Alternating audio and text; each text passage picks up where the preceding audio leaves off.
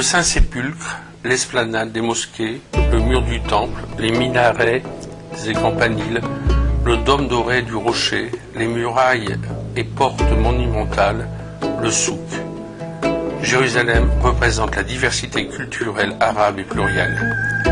Elle est la terre où les cultures se développèrent et rayonnèrent dans toutes leurs dimensions, religieuses, spirituelles, humaines. Élue par l'ONU capitale mondiale de la culture arabe en 2009, Jérusalem est en cela une cité universelle. La création d'un État palestinien dans les frontières décidées par la communauté internationale en 1967 verra Jérusalem-Est, capitale de la Palestine.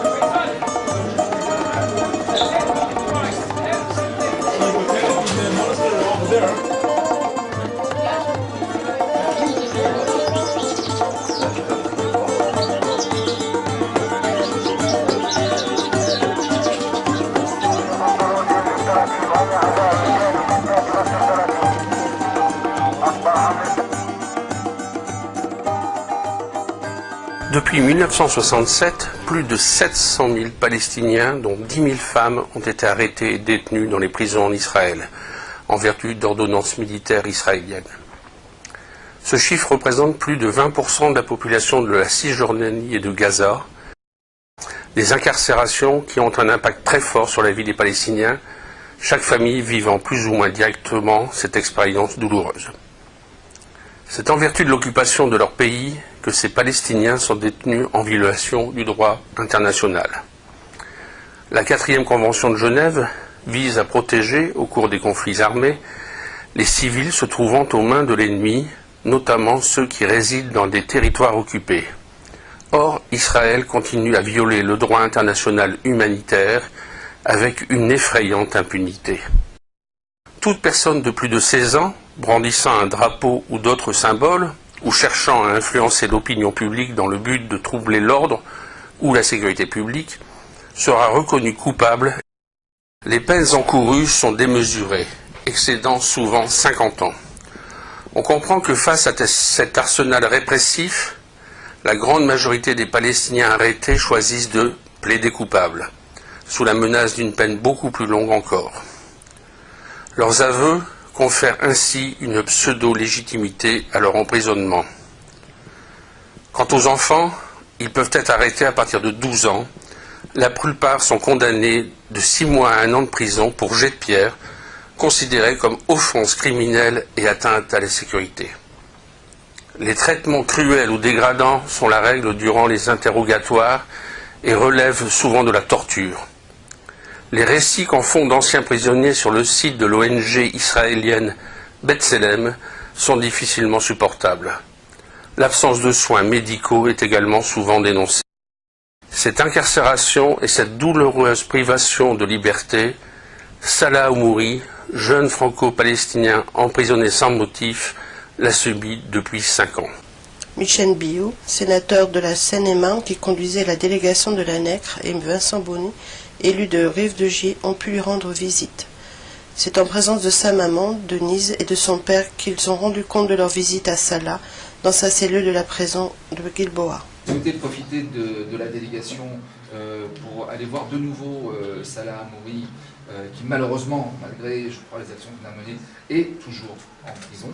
Ça va bientôt faire 7 ans.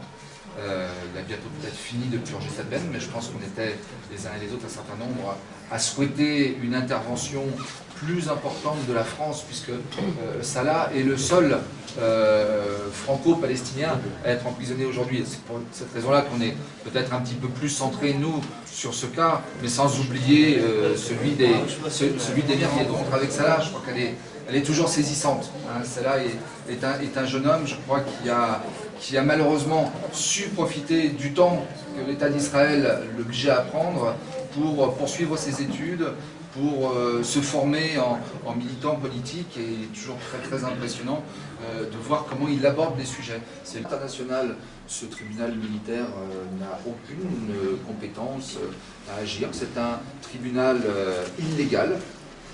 Pour autant, aujourd'hui, Nicolas Sarkozy continue d'estimer que la justice a été rendue en Israël et donc on ne peut rien faire.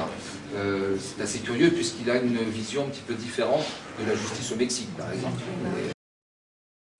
Salah Hamouri, loin de se préoccuper de son propre sort, nous a dit combien l'espoir des prisonniers politiques et du peuple palestinien renaissait avec les mouvements de libération dans les pays arabes, le renversement des régimes autoritaires et totalitaires de ces pays. L'espoir de pouvoir se libérer, eux aussi, de l'oppression. Pour y parvenir, il estime nécessaire que le peuple palestinien retrouve son entière unité. Il appelle de ses vœux la tenue d'une conférence nationale palestinienne réunissant l'ensemble des partis et sensibilités politiques. Il a pu exprimer également sa grande inquiétude face à 2 propositions de loi israéliennes. L'une vise à suspendre les subventions aux ONG travaillant à des intérêts jugés contraires à ceux de l'État d'Israël. La seconde visant à aggraver la situation des prisonniers politiques palestiniens en leur interdisant l'enseignement à distance, la lecture, en restreignant les visites de leurs proches et de leurs avocats. Il a souhaité alerter l'opinion publique sur la situation des prisonniers politiques laissés à l'isolement pendant des années.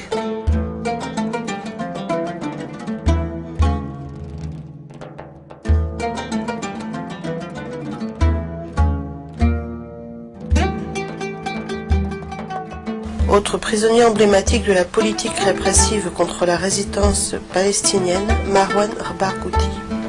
Député du Parlement palestinien, il a été kidnappé à Ramallah le 15 avril 2002 par les Israéliens et emprisonné à Beersheva. Alors qu'il recevait pour la première fois en 21 mois d'emprisonnement ses 2 jeunes fils, Arab et Sharaf, sa femme n'étant toujours pas autorisée à le voir, Marwan Barghouti a été filmé avec ses enfants par les autorités pénitentiaires. Un film qui a été ensuite remis à une chaîne de télévision israélienne qui a été autorisée à le diffuser. J'ai eu beau saisir la Cour suprême en apprenant la programmation de ce film par la 2e chaîne de télévision israélienne, en faisant valoir qu'il était impensable de violer ainsi l'intimité de mes enfants et de mon mari, rien n'y a fait, nous a raconté Fadwa Barghouti, l'épouse du leader palestinien. Pouvoir montrer 2 enfants terrorisés, entourés de 6 soldats israéliens, agenouillés sur un banc, séparés de leur père par 2 barrières et du fil de fer barbelé, était apparemment pour le gouvernement israélien une manière de dire « Regardez ce que nous pouvons faire à un député et dirigeant palestinien, voyez comme nous sommes les plus forts ». Et quand Marwan Barghouti a protesté contre cette mise en scène, il s'est vu confisquer l'ensemble de ses affaires personnelles. Depuis son arrestation sans le moindre charge valable, tout est fait pour démoraliser celui qui est connu pour être le plus populaire des dirigeants palestiniens. Un homme qui a toujours milité en faveur d'une paix juste avec les Israéliens. Torturé pendant les 108 premiers jours de sa détention, il a subi les interrogatoires israéliens, main attachée au dos, privé de sommeil pendant des jours. Pendant des mois, il a été reclus seul et sans le moindre contact dans une cellule humide de 3 mètres carrés. Il était autorisé à sortir dans la cour de la prison 1 heure par jour, mains et pieds enchaînés. Seul son avocat est autorisé à le rencontrer, mais toujours en présence de gardiens et d'une caméra qui enregistre les conversations. Pour illustrer ce mépris et la perversité du gouvernement israélien, Fadwa Barghouti raconte comment elle avait une fois réussi à obtenir un permis de visite et comment, arrivé à la prison, les autorités pénitentiaires ont regardé son permis et lui ont déclaré « C'est exact, Madame Barghouti, vous avez bien droit à une visite, mais ce n'est pas le cas de votre mari, il ne pourra donc pas vous voir. » Ramzi Abou Redouane est né en 1979 dans le camp de Al-Amari, près de Ramallah, où son grand-père a dû se réfugier en 1948. À 8 ans, il est celui qui lance l'intifada des pierres dans son camp. Un éclat de balle d'un soldat israélien le touche au bras gauche. À 17 ans, il se rend au centre culturel de Ramallah, où un professeur de violon donne des cours. Il suivra alors des études à Angers, où il perfectionne son apprentissage de la musique et du violon. Il décroche même une médaille d'or du Conservatoire national de région d'Angers. De retour en Palestine, il crée en 2002 une école de musique pour apprendre aux enfants des camps la musique, leur musique, Al-Kamanjati. L'objectif de l'association est de soutenir l'effort d'éducation et de scolarisation des enfants palestiniens en leur rendant la musique accessible, en particulier aux plus démunis, ceux vivant dans les camps de réfugiés et les villages palestiniens et libanais. Cette action leur permet d'échapper à la dureté du quotidien sous occupation militaire, en leur donnant du plaisir et l'espoir d'un avenir meilleur. Ainsi, Al-Kamanjati scolarise actuellement près de 500 élèves. Musiciens et choristes ont accueilli la délégation dans un lieu magnifique, une maison de style ottoman réhabilitée avec l'aide de jeunes architectes suédois. Sur la terrasse où se marient vieilles pierres et acier qui rappellent les formes d'instruments de musique, s'offre à nous, entre minaret et clocher, une vue superbe sur Ramallah. Tard dans la soirée, l'appel du muezzin viendra se mêler au concert.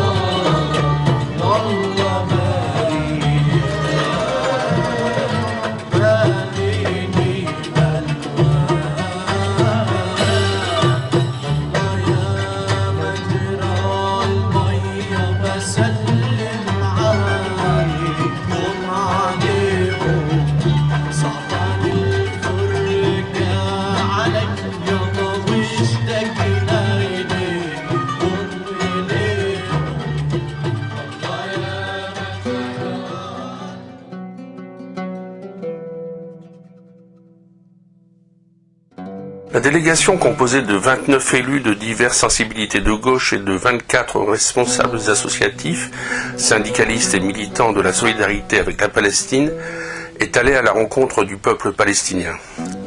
Il s'agissait d'appréhender la réalité quotidienne et de comprendre comment se matérialise la colonisation israélienne, les murs de séparation, les checkpoints, l'étouffement économique des villes et des camps de réfugiés.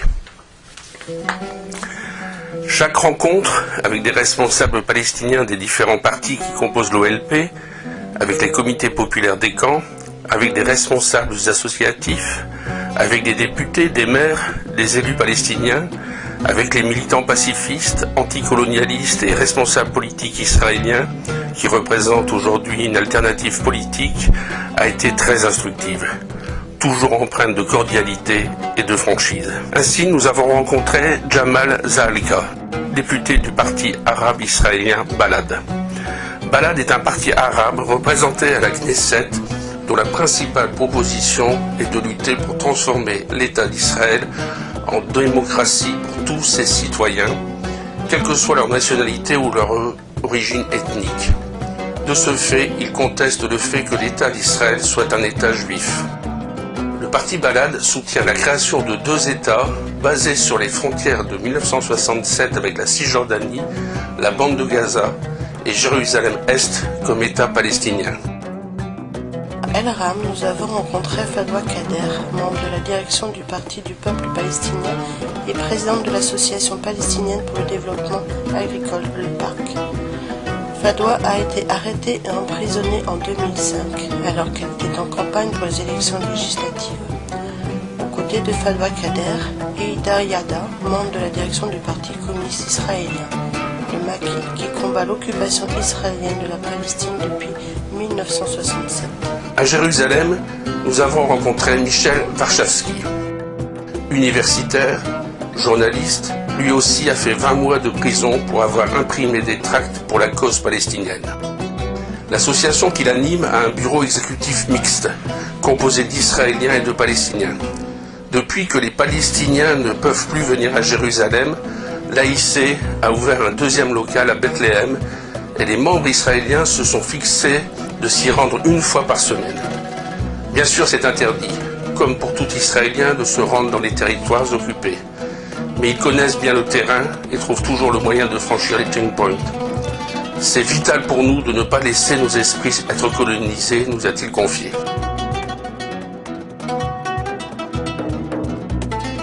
Dans ces locaux très discrets de l'AIC de Jérusalem, un des lieux de rencontre du militantisme pacifiste et anticolonialiste israélien, nous avons rencontré Dotan. Dotan anime Breaking the Silence, Briser le silence, une association qui regroupe des soldats ou anciens soldats, hommes et femmes de Tsahal, l'armée israélienne. L'association a été créée pour témoigner des exactions commises par l'armée dans les territoires occupés. Leurs témoignages sont anonymes, numérotés et localisés.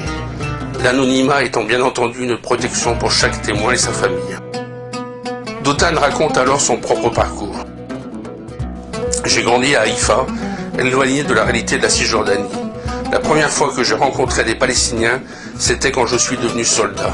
En fait, dans mon unité, au bout de 3 ans de service avec des collègues avec qui nous nous entendions bien, nous avons commenté les injustices que l'on avait vues. Et on savait que le tableau était bien plus noir encore. Alors nous avons décidé de collecter des témoignages pour souligner la différence entre ce que les médias disent et ce qui se passe vraiment sur le terrain.